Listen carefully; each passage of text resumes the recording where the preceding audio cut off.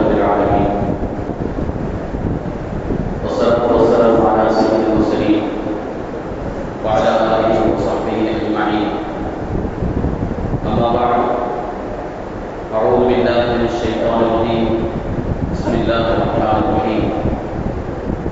فإن مع العسر يسرا إن مع العسر يسرا. صدق الله العظيم. وقال نبينا محمد صلى الله عليه وسلم: الصبر نصف الإيمان أو كما قال عليه الصلاة والسلام.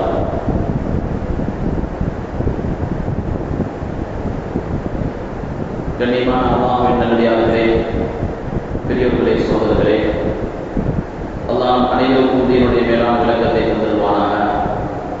தீனின் பிரகாரம் நம்முடைய வாழ்வின் கடைசி தருணம் வரை நினைத்து நின்று அமல் செய்யக்கூடிய பாக்கியத்தை நசீபாக்குவானாக. அன்பான சகோதரர்களே, ரமலானுக்கு இன்னும்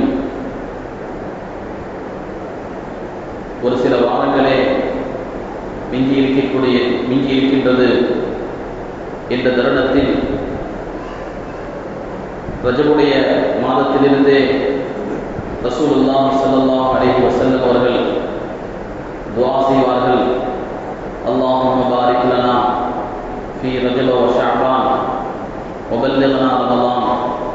யா அல்லாஹ், ரஜபுடைய மாதத்திலும் ஷஅபானுடைய மாதத்திலும் எங்களுக்கு பரக்கத் செய்வாயாக, எங்களுடைய வாழ்நாளில் பரக்கத் செய்வாயாக. எங்களுடைய வாழ்நாளை இந்த மாதத்தில் முடித்து விடாதே. ரஜபுடைய மாதத்தோடு இறந்து விட்டார், ரமலானை அடையாமல் இறந்து விட்டார் என்ற நிலைக்கு எங்களை உண்டாக்கி விடாமல் ரமலானை எங்களை அடைய செய்வாயாக என்று நபி ஸல்லல்லாஹு அலைஹி வஸல்லம் துஆ செய்வார்கள். ஏனென்றால் ரமலான் என்பது ஒரு மூமினுடைய வாழ்க்கையில் கிடைக்கக்கூடிய மிகப்பெரிய பாக்கியம். அது ஒரு மனிதர் தன்னுடைய நன்மைகளை அதிகரித்துக் கொள்வதற்கான மிக அற்புதமான சந்தர்ப்பம் ரமலான் என்பது. எனவே நபி ஸல்லல்லாஹு அலைஹி வஸல்லம் இந்த துஆக்களின் மூலம் தன்னுடைய வாழ்நாள் அதிகரிக்கப்பட வேண்டும், ரமலானை அடைய வேண்டும் என்ற அந்த ஆசையை தூண்டியிருக்கிறார்.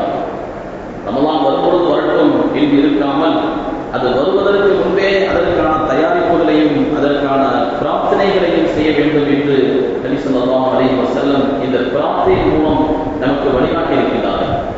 அன்பான சகோதரர்களே, எனவே நம்மளுடைய அன்றாட துஆக்கள்ல ஒரு துஆவாக இந்த துஆவை சேர்த்துக் கொள்ள வேண்டும். ரமலானை அடைய வேண்டும் என்ற ஆசை, ஆர்வம் இப்போதிருந்தே நமக்கு ஏற்பட்டுக் கொண்டே இருக்க வேண்டும். அதற்காக வேண்டி உண்டான முயற்சிகளில் ஈடுபடணும். அன்பான சகோதரர்களே, ரஜபுடைய மாசத்துல மிக முக்கியமான ஒரு நிகழ்வு நடந்தது, மிஅராஜுடைய நிகழ்வு என்பதாக நாம் சரித்திரத்திலே வரலாற்றின் மூலமாக கேள்விப்பட்டிருக்கின்றோம்.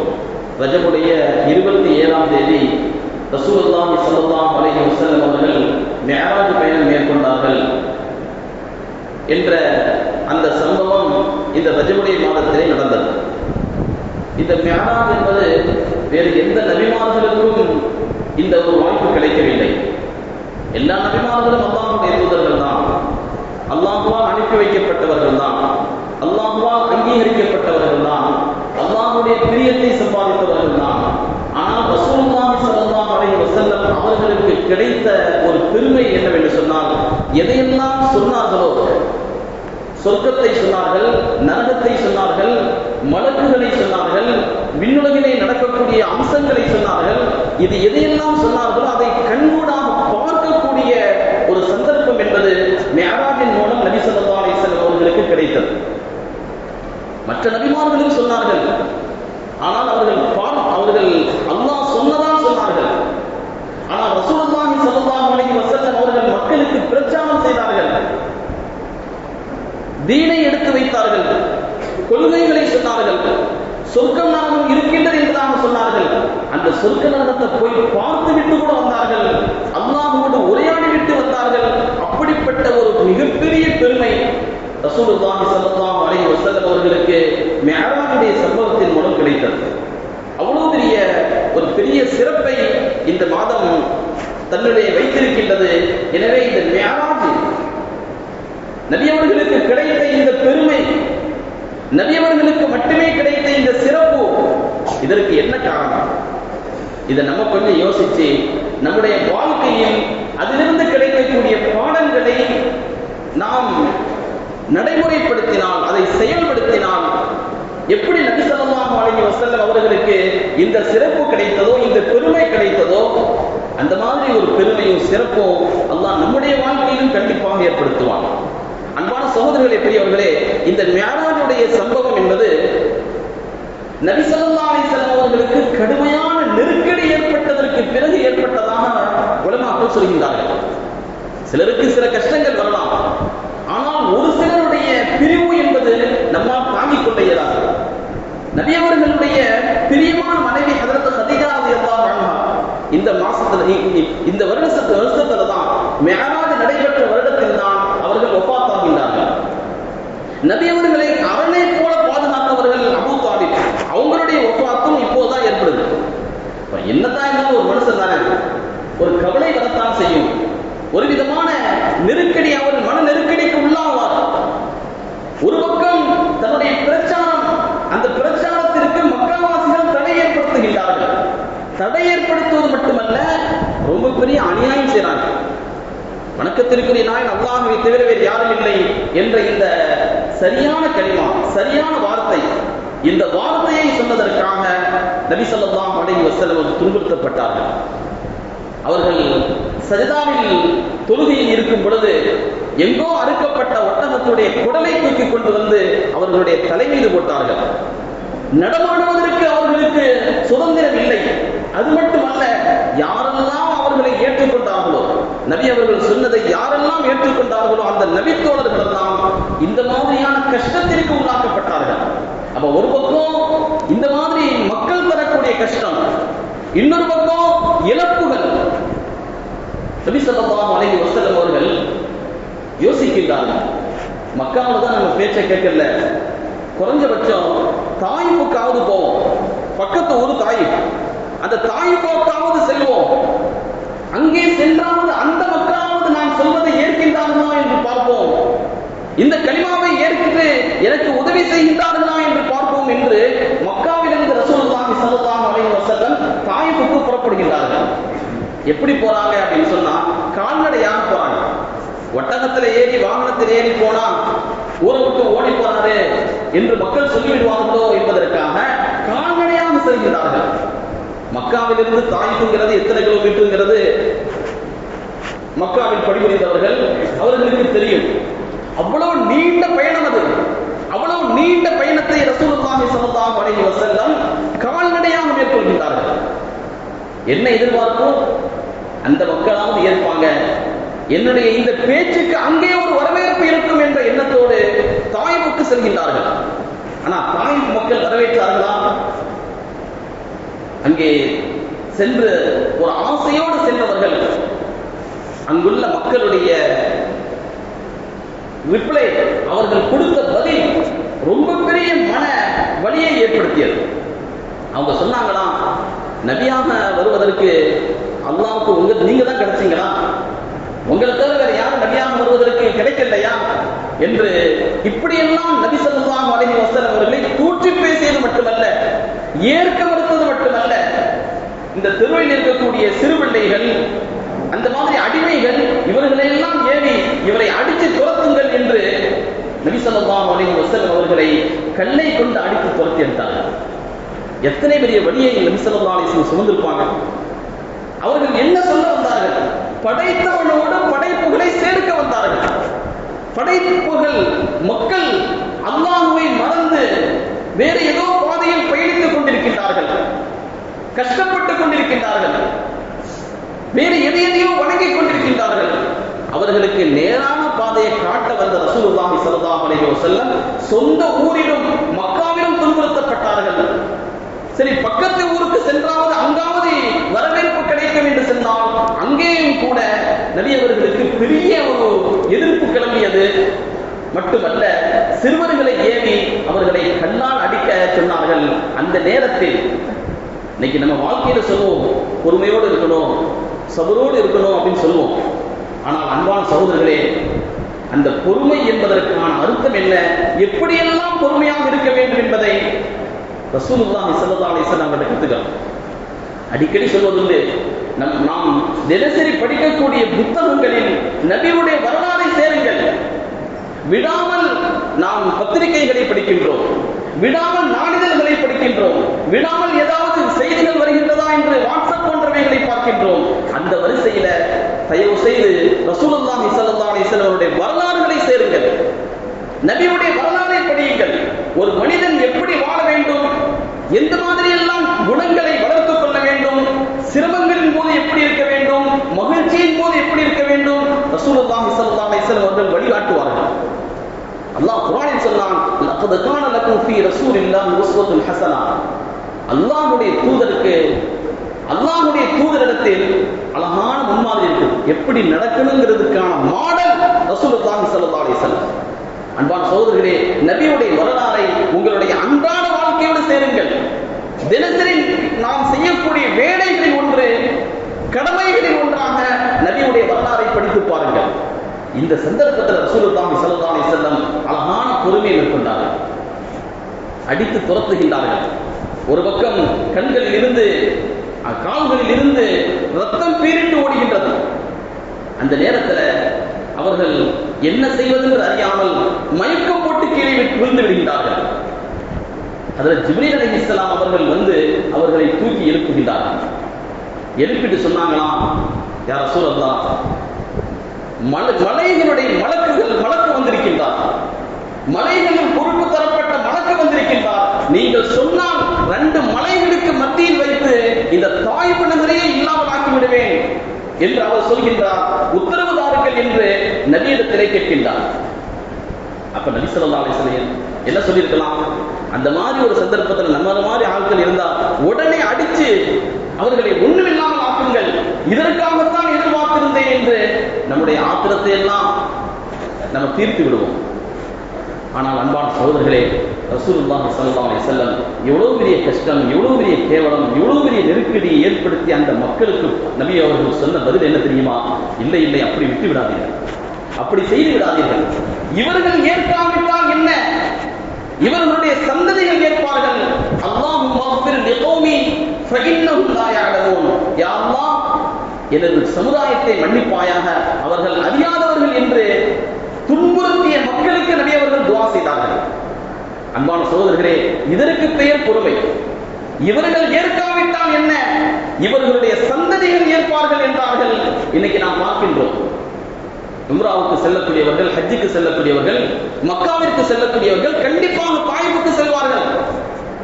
தாயிஃபுக்கு சென்று அங்கே பார்ப்பார்கள். முழுக்க முழுக்க முஸ்லிம்கள், எல்லாருமே முஸ்லிம்களாக மாறிவிட்டார்கள். நபி அவர்கள் அன்று என்ன சொன்னார்களோ அதை கண்கூடாக இன்று பார்த்துக் கொண்டிருக்கின்றோம். இந்த பொறுமையை கற்றுத்தந்தவர்கள் ரசூலுல்லாஹி ஸல்லல்லாஹு அலைஹி வஸல்லம். அதற்கு பிறகு அவங்க என்ன துஆ செஞ்சாங்க தெரியுமா? நாமெல்லாம் சில சிரமங்கள் ஏற்படும் பொழுது அல்லாஹ்ட்ட கோபப்படுறோம். எப்படி கோபப்படுறோம்? என் வாழ்க்கையில் ஏன் இப்படி நடக்குது, நான் தான் கிடைத்தேனா, எனக்கு மட்டும்தான் இப்படி நடக்கணுமா என்று அல்லாஹ்விடத்துல கோபப்படுறோம். ஆனா ரசூலுல்லாஹி ஸல்லல்லாஹு அலைஹி வஸல்லம் எவ்வளவு பெரிய நெருக்கடி ஏற்பட்டதற்கு பிறகு அவங்க சொன்ன, அவங்க செய்த துஆக்கள் கிதாபுகளில் பதிவு செய்யப்பட்டிருக்கின்றன.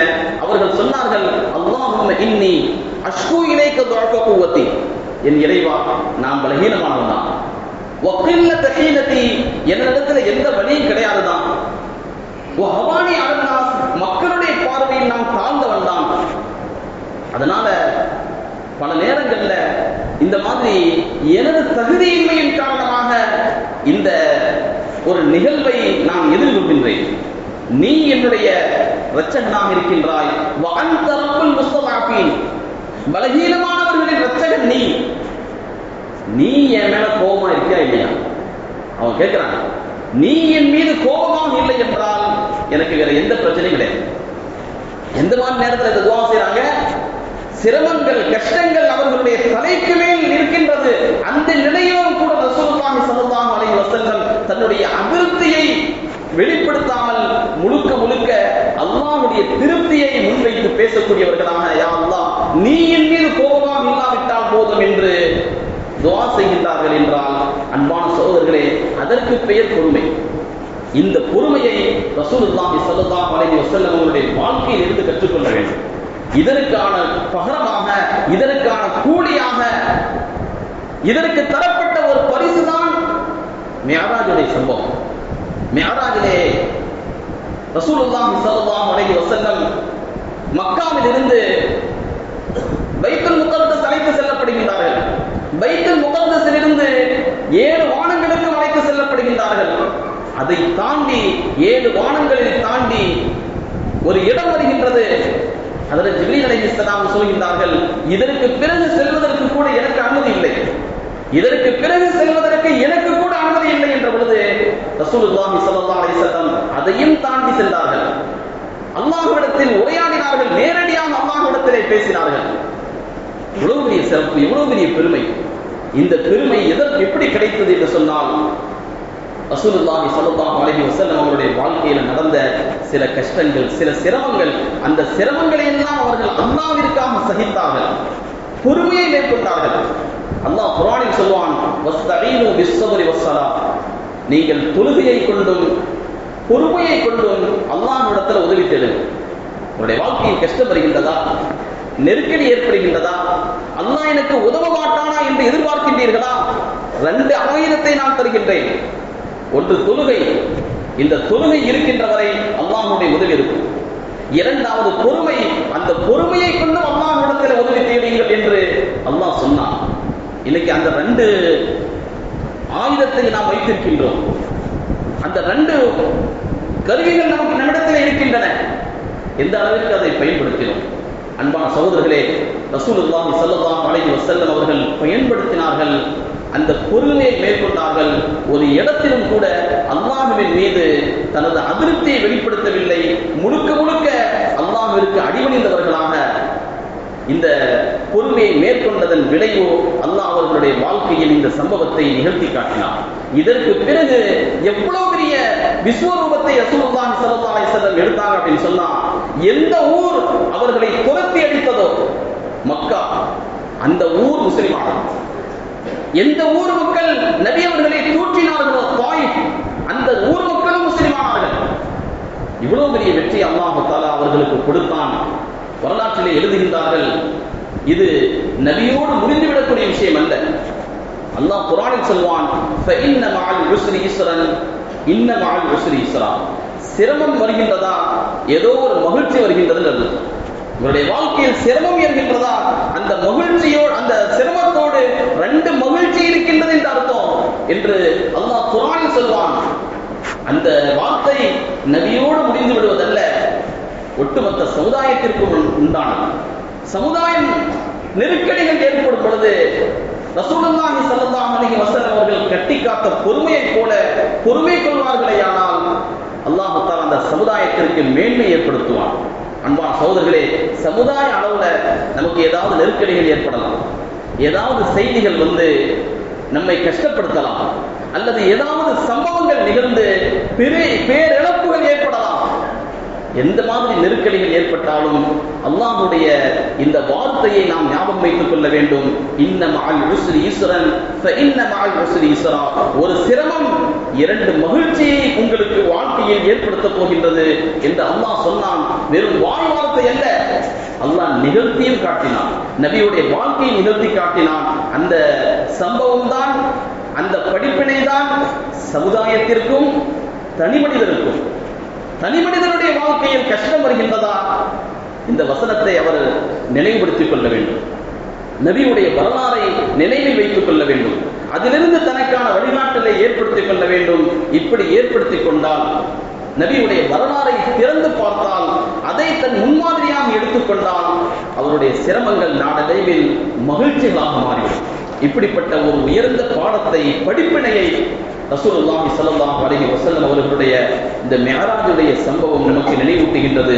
வல்ல அல்லாஹ் தஆலா அந்த படிப்பினையை நம்முடைய வாழ்க்கையில் எடுத்து நடக்க தௌஃபீக் செய்வானாக. எல்லா சிரமங்களின் பொழுதும், கஷ்டங்களின் பொழுதும் நபி அவர்கள் எந்த முறையை கையாண்டார்களோ அந்த முறையை கையாண்டு சிரமங்களை மகிழ்ச்சிகளாக மாற்றக்கூடிய வாழக்கூடிய நல்லடியார்களுடைய கூட்டத்தில் அல்லாஹ் நம் எல்லோரையும் சேர்த்தருள்வானாக. நீண்ட நிறைய நாட்கள் நோய் நொடி இல்லாமல் சுகத்தோடு இன்பத்தோடு வாழ்ந்து அல்லாஹ்வை நின்று வழிபட்டு வாழக்கூடிய உயர்ந்த வாக்கியத்தை அல்லாஹ் நம் எல்லோருக்கும் தந்தருள்வானாக என்ற நல்ல துஆக்களோடு உங்கள் எல்லோரின் துஆவை ஆதரவு வைத்து என் வார்த்தைகளை நிறைவு செய்கின்றேன். வாஹிர் தஅவானா அல்ஹம்துலில்லாஹ்.